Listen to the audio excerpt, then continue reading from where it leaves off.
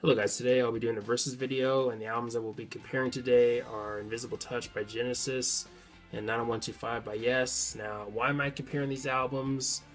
Well, these albums were very commercially successful for these bands, and then of course both bands are pioneers when it comes to progressive rock.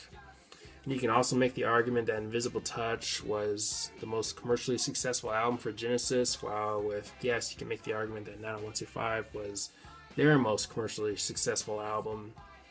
But yeah, I enjoy both albums. They're some of my favorites from these bands, and I think both bands did a decent job when it came to executing the 80s sound. But if you had to make me choose which album I enjoy more, I'd probably have to go with Invisible Touch.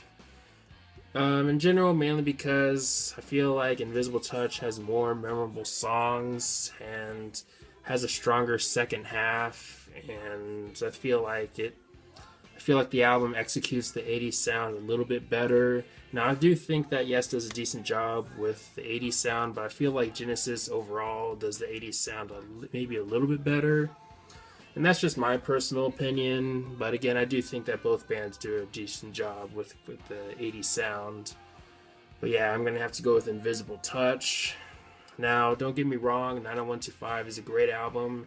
It does have its share of highlights, like Owner of a Lonely Heart, which is maybe their biggest song.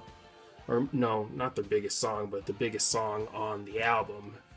And you also have other great songs like It Can Happen and Changes and Hold On. The first half, to me, is easily the stronger of the halves. I mean, the second half is decent, though, but lacks replay value compared to the first half. But the second half does have some good material, like Leave It, which was, of course, one of the singles. Definitely of its time, but I do think it's a pretty catchy song. And I also think that Our Song is kind of an underrated song, too. That's another pretty solid song on the album, also.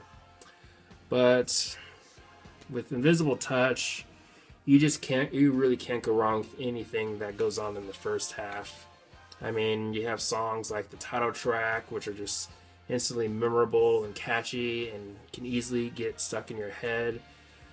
And also Tonight, Tonight, Tonight is one of my all-time favorite Genesis songs. Probably top 10. I absolutely love that song. Probably my favorite on the album. Of course, you also have the iconic Land of Confusion. But the second half is also pretty strong too, in my opinion. I really like Domino, for example. That song is probably one of my favorite epics from Genesis, along with Supper's Ready and The Cinema Show and some others. But yeah, overall, I think Invisible Touch overall is just a stronger album. But anyways, let me know your thoughts on these albums. Let me know which album you like more and why. Do you listen to these bands? Is there a band that do you prefer a certain band over the other, and all that good stuff? But anyways, thanks for watching. Please leave a comment and like, subscribe. Have a nice day and take care.